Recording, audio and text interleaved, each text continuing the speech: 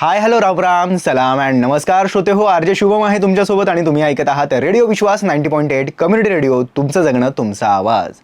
श्रोते हो, खरं तर मला आता आठवतंय जेव्हा मी शाळेत होतो त्यावेळेस एक शिक्षक असतं आपले, प्रत्येकाचे एक लाडके शिक्षक असतात किंवा असं वाटतं की त्यांच्या तासाला किंवा त्यांचाच तास सतत चालावा, बाकी शिक्षक येऊच नाही वर्गावर. तर असं एखाद्या शिक्षकाबद्दल प्रत्येक विद्यार्थ्याचं आपल्या शाळेच्या आयुष्यात एकदा तरी होत असतं. हे असं का होत असावं? कारण की तो शिक्षक ज्या पद्धतीने किंवा ते शिक्षक मी म्हणेल ज्या पद्धतीने मुलांशी बोलत असतात किंवा कदाचित त्यांची शिकवण्याची पद्धत असो किंवा ते मुलांना समजून घेणं असो, या गोष्टी खूप मॅटर करत असतात. ज्यावेळेस आपण शाळेतनं पासआउट होतो किंवा पुढच्या आपल्या सगळ्या आयुष्याच्या प्रवासाला लागतो त्यावेळेस आपल्याला हे शाळेचे दिवस जेव्हा आठवतात त्यावेळेस ते वर्ग, ते मित्र या सगळ्यांसोबत जर एक कुठला व्यक्ती आठवतो तो म्हणजे आपले शिक्षक.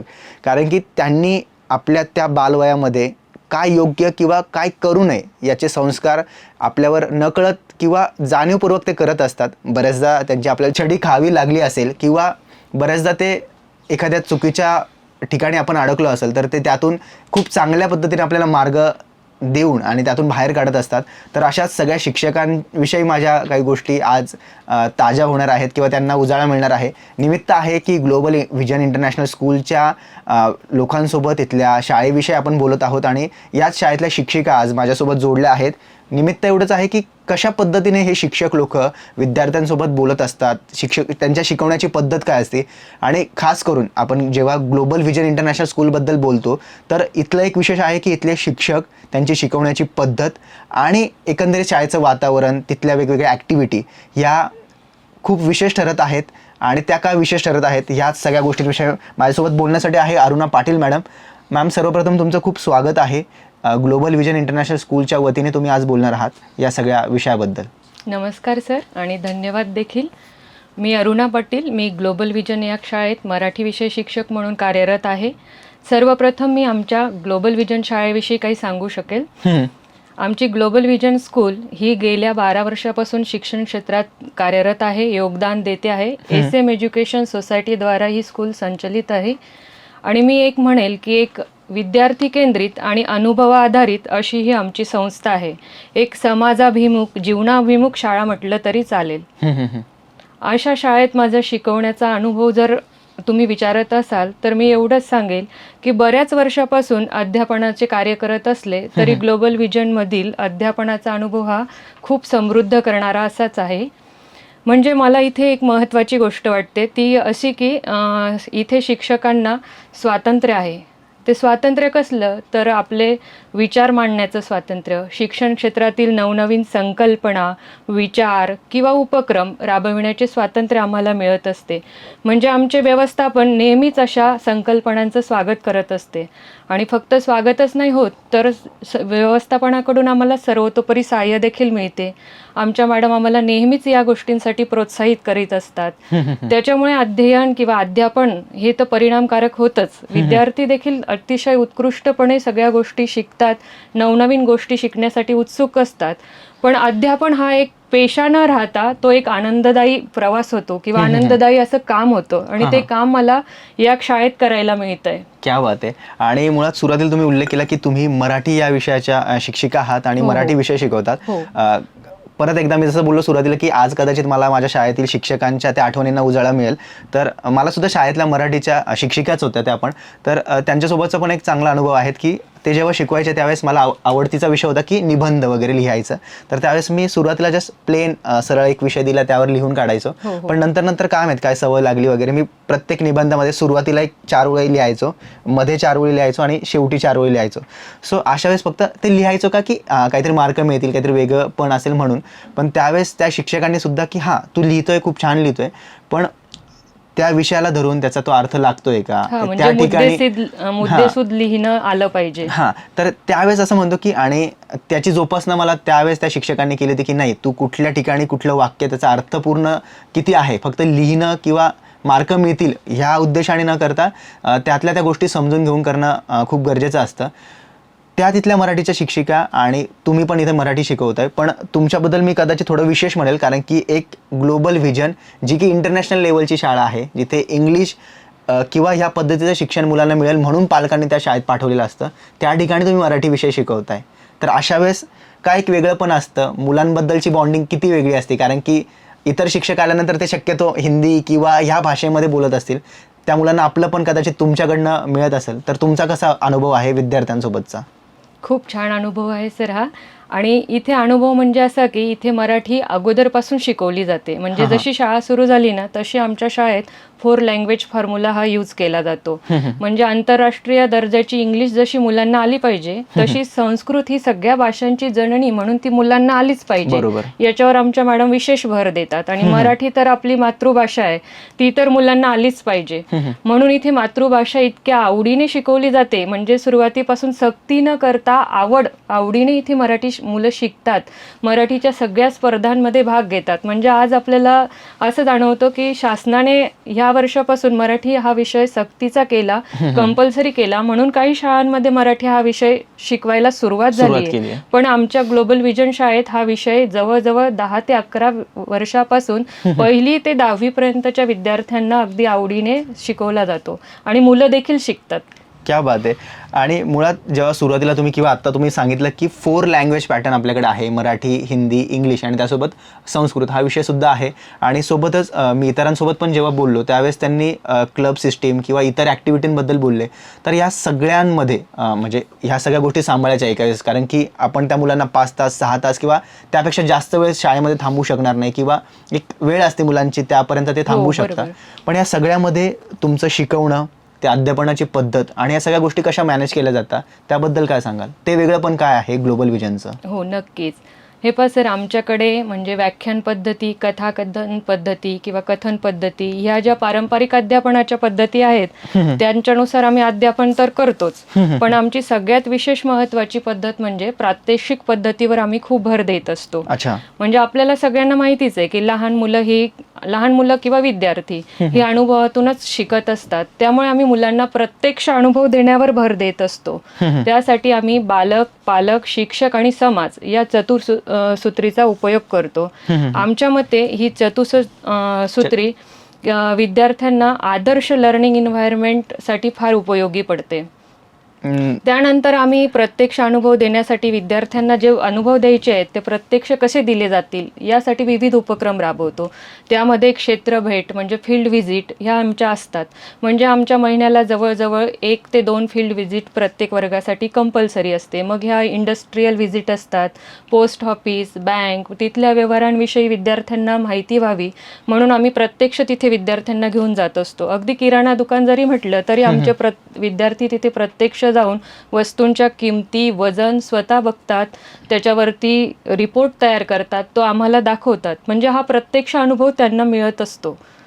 त्यानंतर मी एक गोष्ट अशी नमूद करेल की शिक्षण हे केवळ फक्त शाळेतच मिळते किंवा घरातच मिळते असं आम्ही मानत नाही. तर ते ज्या समाजात मूल राहतं त्या समाजाकडूनही मूल शिकत असतं. राईट. व त्यामुळे हे समाज आणि विद्यार्थी यांचे संबंध अधिक दृढ व्हावेत यासाठी आम्ही म्हणजे आमची शाळा एक सकारात्मक आणि आनंददायी असं व्यासपीठ उपलब्ध करून देते.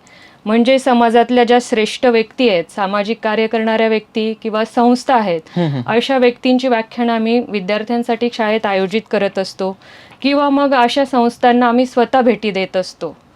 याचं एक उत्तम उदाहरण म्हणजे हे जाणीव व्हावी मुलांना की आपण समाजात राहतो, समाजाप्रती आपलं काहीतरी कर्तव्य आहे, बरोबर. हे समजून त्यांना माहिती व्हावं म्हणून आम्ही एक उपक्रम राबवतो. म्हणजे दरवर्षी आमच्याकडे एखाद्या आदिवासी पाड्यावरचे विद्यार्थी येतात किंवा आधार आश्रमातील विद्यार्थी येतात किंवा मग शारीरिक व मानसिकदृष्ट्या अपंग असलेले विद्यार्थी जसे की प्रबोधिनीचे विद्यार्थी आहेत, अशा विद्यार्थ्यांना आम्ही एका दिवसासाठी आमच्या शाळेत बोलवतो. त्या विद्यार्थ्यांनी काही वस्तू बनवल्या असतील तर त्या वस्तू आमचे विद्यार्थी खरेदी करतात. उदाहरणार्थ द्यायचं म्हटलं तर प्रबोधिनीच्या विद्यार्थी आमच्याकडे दरवर्षी राख्या विक्रीसाठी येतात आणि आमची मुलं ती राख्या आवडीने आनंदाने घेतात. म्हणजे हे समाजभान त्यांच्यामध्ये निर्माण होतं. त्यानंतर आदिवासी पाड्यावरची मुलं आमच्याकडे जेव्हा एका दिवसासाठी सहलीसाठी येतात तेव्हा आमचे विद्यार्थी त्यांच्या एका दिवसाची सहल आयोजित करतात. नाशिक दर्शन म्हणू द्या किंवा एखादं तारांगणाला भेट म्हणून असू द्या किंवा आमच्या क्रीडांगणावर त्यांच्यासोबत खेळणं असू द्या. या मुलांसाठी आम्ही त्यांना आव्हान केलं की यांना स्वेटर्स हवेत, सॉक्स हवेत किंवा स्कूल बॅग्स, अशा वस्तू आम्ही त्या मुलांना दरवर्षी आमचे विद्यार्थी देत असतात. आम्ही त्यांना प्रोत्साहित करतो. म्हणजे हा समाज आणि हा विद्यार्थी हे जे नातं सदृढ व्हायला हवं ते आमच्याकडे होत असतं. क्या बात आहे. आणि मुळात सहल म्हटल्यावर आपल्याला आठवतं की आपण आपल्या शाळेतून दुसरीकडे जात असतो किंवा इतर पर्यटन हो. वगैरे करत असतो. त्या गोष्टी तर नक्कीच होत असतील, पण त्याशिवाय एक अशी गोष्ट घडते की दुसऱ्या शाळेतले किंवा जे दुर्गम भागातले विद्यार्थी आहेत कदाचित हो, ज्यांना कधी मिळत नाही त्या गोष्टी, त्या देण्यातला आनंद एक वेगळा असतो आणि तो आनंद आमचे विद्यार्थी घेत असतात. नक्कीच, आणि तो तुम्ही देण्याचा प्रयत्न करताय. हो, आणि हो. मुळात ह्या शाळेमध्ये फक्त शिकणारा विद्यार्थीच फक्त ती शाळा अनुभवू शकत नाही, तर अशा काही उपक्रमांच्या निमित्ताने हे बाहेरचे मुलं सुद्धा येऊन हो. त्या शाळेचा एक भाग होता किंवा आपल्या शाळेतल्या विद्यार्थ्यांना त्यांच्यासोबत एक इंटरॅक्शन करता येतं. आणि तसा तुमचा इंटरॅक्ट क्लब सुद्धा आहे की त्याचा एक इनडायरेक्टली हा पार्ट होऊन जातो. आणि त्यानंतर सर अजून आम्ही प्रत्यक्ष अनुभव म्हणून आमच्याकडे वर्षातनं brain wave, market day, science day असे उपक्रम नेहमीच राबवले जातात. म्हणजे या उपक्रमांमध्ये अगदी संकल्पना मांडण्यापासून तर रॉ मटेरियल गोळा करणं, विद्यार्थ्यांची टीम बनवणं, गटागटाने कार्य करणं, ह्या ज्या गोष्टी असतात त्या सगळे विद्यार्थी करतात. आम्ही शिक्षक फक्त त्यांना मार्गदर्शन करतो आणि मग अगदी प्रेझेंटेशन सुद्धा त्यांचंच असतं. मग जेव्हा या गोष्टी ते सगळे करतात ना, तर सहकार्य वृत्ती, एकमेकांशी जमवून कसं घ्यायचं, किंवा मग आपण हे म्हटलं की खरेदी विक्री, नफा तोटा, ह्या गोष्टी, किंवा मग त्यांच्यातनं मार्केटिंग स्किल्स काय असतात, लिडरशिप क्वालिटीज काय असतात, ह्या सगळ्या गोष्टी त्यांना प्रत्यक्ष अनुभवातनं शिकायला मिळतात. क्या बात आहे. म्हणजे मी सांगेल की आम्ही सगळ्यात जास्त प्रात्यक्षिक पद्धतीवर भर देत असतो. नक्कीच. आणि आपण हे सगळा विषय बोललो की प्रात्यक्षिक पद्धती असो किंवा ह्या सगळे अनुभव आपण देतोय, पण कुठेतरी प्रत्येकालाच एक गोष्ट असते जी एकदा द्यावंच लागते आयुष्यामध्ये, ती म्हणजे परीक्षा. आणि ती कोणाला चुकत नाही. मग शाळेतला विद्यार्थी असो किंवा आज या निमित्ताने तुम्ही इथे आला, तर आपण जे काम करतोय ते लोकांपर्यंत चांगल्या पद्धतीने सांगण्याचे ही सुद्धा एक परीक्षाच तुमच्यासमोर होती. तर आपल्या शाळेतल्या परीक्षा पद्धतीविषयी काय सांगाल की कशा पद्धतीने या सगळ्या परीक्षा चालतात? मुळात शासनाचे काही नियम आहेत त्याला धरूनच या परीक्षा होत असतील नक्कीच, पण त्यातल्या त्यात कारण की तुम्ही एक वेगळं शिक्षण देताय, त्याला धरून ह्या परीक्षा पद्धती कशा असतात त्याविषयी काय सांगाल? हे शासनाच्या नियमांना धरूनच परीक्षा ही आपल्याला आयोजित करावी लागते. पण मग परीक्षा ही विद्यार्थ्यांना तणावपूर्ण न वाटता ती आनंददायी कशी होईल याचा आमच्याकडे नेहमी प्रयत्न होत असतो. मग आम्ही वर्षभर सातत्यपूर्ण सर्वंकष मूल्यमापन या पद्धतीचा वापर करतो. CCE पॅटर्नद्वारे आम्ही विद्यार्थ्यांची प्रगतीचा आढावा घेत असतो. अच्छा. यामध्ये मी असं सांगू शकेल की आमच्याकडे वर्षाला 4 लेखी परीक्षा होतात. अच्छा. त्यापैकी प्रत्येक विषयात आणि प्रत्येक परीक्षेत आम्ही 20 मार्क्स इंटरनल असेसमेंटसाठी राखून ठेवतो. मग या इंटरनल मार्क्समध्ये मुलांनी क्लासमध्ये दिलेल्या टेस्ट, ॲक्टिव्हिटी, प्रोजेक्ट, त्यांचे इंटरव्ह्यूज, त्याच्यानंतर त्यांची वर्तवणूक, या सगळ्या गोष्टींचा आढावा घेऊन आम्ही त्यांचं मूल्यमापन करत असतो.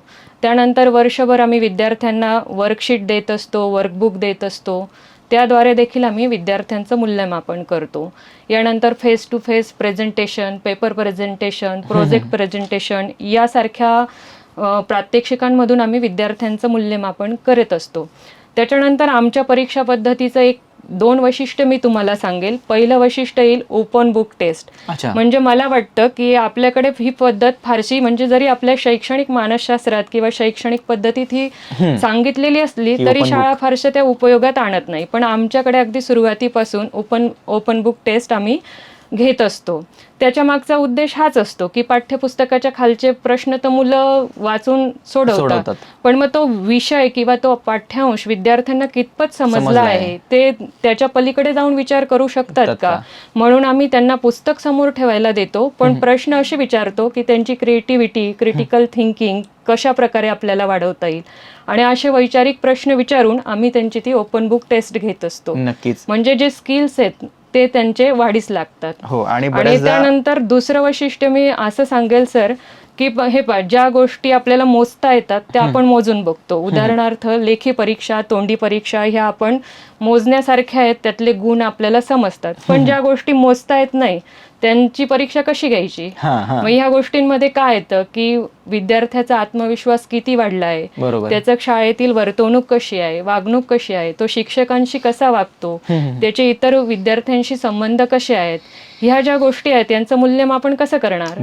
तर ते सुद्धा आम्ही मूल्यमापन करीत असतो. हे आमचं वैशिष्ट्य आहे. त्यासाठी कशी काय पद्धत हो आहे? सर, मग आम्ही त्यासाठी असं करतो की प्रत्येक विद्यार्थ्याची नोंद ठेवतो. या सगळ्या गोष्टींची नोंद आमच्याकडे असते. त्यासाठी शिक्षकांना सक्षम केलं जातं.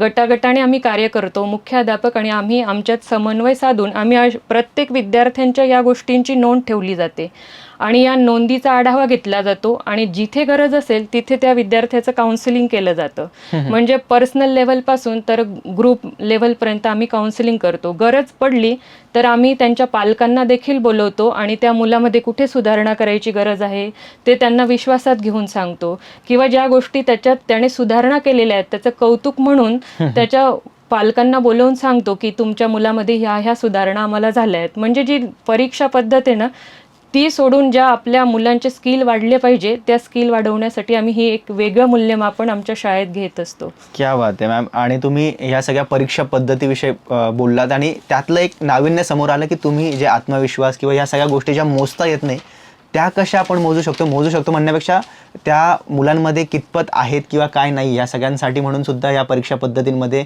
काही गोष्टी तुम्ही इन्व्हॉल्व केल्या आहात.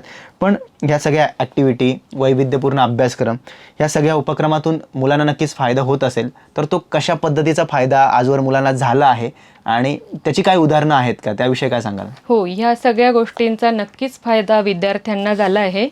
कारण विद्यार्थ्यांचा सर्वांगीण विकास हेच आमच्या शाळेचे ध्येय आहे. म्हणजे आमचा नेहमीच प्रयत्न असतो की रोटी, कपडा आणि मकान या पलीकडे जाऊन आमच्या विद्यार्थ्यांनी विचार करावा आणि एक सुजाण नागरिक, नुसतं सुशिक्षित नागरिक नको तर सुजाण नागरिक म्हणून त्यांनी घडावं हेच आमचं ध्येय असतं आणि त्याला अनुसरूनच आम्ही सगळे उपक्रम जे प्रोजेक्ट ते राबवत असतो. म्हणजे आमच्या शाळेचं एक ब्रीद वाक्यच आहे, माझी शाळा असे घडविते जीवन, ज्ञानाबरोबर देते संस्कारांची शिकवण.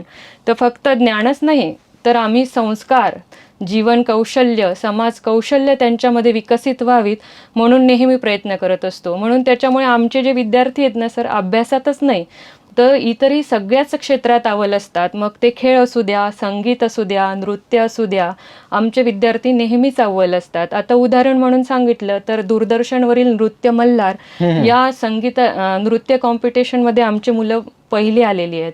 त्यानंतर गंधर्व महाविद्यालयातर्फे ज्या संगीताच्या परीक्षा घेतल्या जातात त्यात देखील आमची मुलं अव्वल असतात.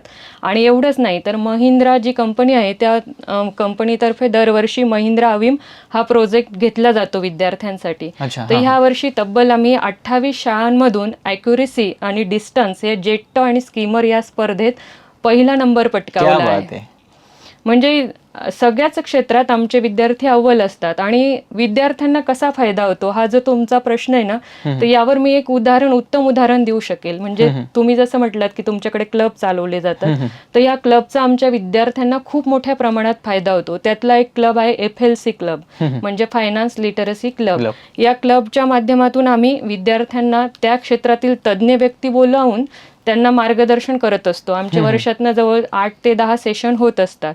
तर ह्या सेशन नंतर जेव्हा तुम्ही एंडिंगला येता किंवा 2-4 सेशन जेव्हा झालेले असतात तेव्हा आमचे एकतर 6वीचे विद्यार्थी बँकिंग व्यवहाराविषयी तुम्हाला एवढी माहिती देतील की जी आपल्याला सुद्धा आत्ता कळत आहेत त्या गोष्टी. एवढ्या गोष्टी त्यांना त्या बँकिंग व्यवहाराविषयी माहिती असतात. म्हणजे चेकचे प्रकार, खात्यांचे प्रकार, ह्या सगळ्या गोष्टी त्यांना ह्या विद्यार्थी दशेतच कळायला लागतात. म्हणजे ह्या सगळ्या शिक्षण पद्धतीचा, उपक्रमांचा त्यांना एवढा फायदा होतो. म्हणजे आमचा एक विद्यार्थी तर असा आहे सर की त्याने त्या सरांच्या गायडन्सनुसार स्वतःचं डीमॅट अकाउंट उघडून पालकांच्या संमतीने तर आपल्या घराला आर्थिक मदत सुद्धा त्यांनी केलेली आहे.